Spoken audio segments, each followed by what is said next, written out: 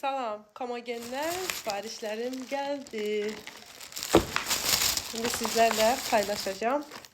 İlk önce çiğ köfteler göstereceğim. Buyurun. Ve kahları.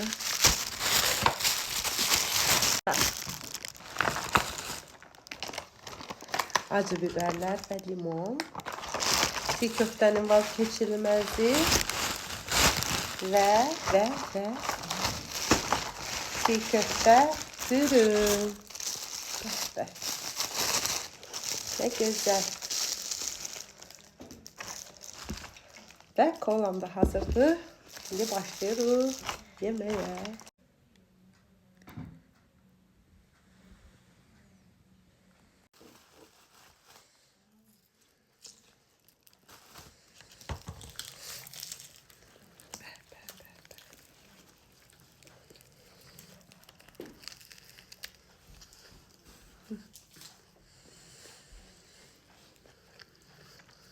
Muhteşem.